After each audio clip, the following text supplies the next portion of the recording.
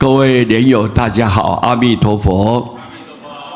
我们讲一个公案给大家听哈。有一只老鼠啊，看到农夫买了一个捕鼠器，老鼠就连忙逃到院子里面，惊恐的对其他动物说：“这个房子里面有一个捕鼠器啊！”公鸡听了，只是咯咯的叫。他说：“这是一个跟你有关的坟墓，对我不重要，它不困扰着我啦。”猪呢也很同情的说：“哎呀，我爱莫能助啊，但我会为你祈祷。”老鼠就转向牛啊，牛呢就很淡然的说：“哎呀，我很遗憾呐，但这个跟我无关呐，因为它动不了我一根汗毛啊，没有动物要帮它出主意啊。”老鼠就垂头丧气的回到屋里面去，很沮丧的面对着捕鼠器啊。有一天晚上，这个捕鼠器猎到生物，农夫太太匆忙的去看，因为很暗嘛，没有注意这个捕鼠器抓到的是一条毒蛇啊。结果手臂被咬了，农夫赶紧送他到医院去治疗。为了妻子，农夫就宰了鸡啊，炖鸡汤给他老婆喝。但太太仍然没有好转。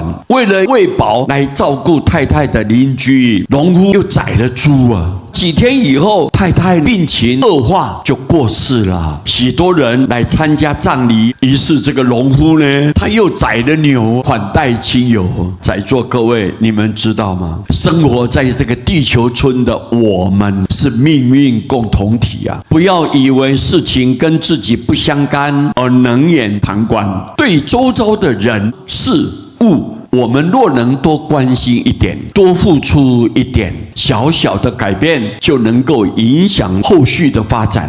帮助别人，其实也是在帮助自己啊！各位，曾经有很多国家发生灾难，台湾也主动的鼓励所有人民百姓捐献款项来帮助这些灾难的国家。结果你看，我们帮助他们的同时，你绝对想不到嘛，有一天灾难发生在台湾呢，921大地震太凄惨了，太严重了。这个时候，很多受过我们台湾帮忙的这些对象，全部都出现来关心我们，去抢救还压在地底下的人民百姓，让他们能够存活。各位，你先帮助别人，别人自然就帮助你了。所以我们这个世间是一个命运共同体。现在看到很多国家，苏丹、叙利亚、土耳其，甚至于加沙走廊、巴基斯坦、印度，多灾多难啊！他们的日子很暗淡、凄惨，非常穷困。这个时候，我们不要只有单单考虑自己，我们也要能够有同情怜悯的心来帮助他们。所以最近师父啊，一直救济他们，命运共同体，这个是我们应该要具备的观念。更何况佛陀告诉我们，大地众生都是我们的六亲眷属啊，所以我们不能置身度外，在他们最需要的时候、困难的时候、发生意外事故的时候，我们能够同时跟他站在一起，来体恤他们、关心他们、帮助他们，这是我们应尽的本分。希望我们这样的一个公案来提醒大家，这是命运共同体。南无阿弥陀佛。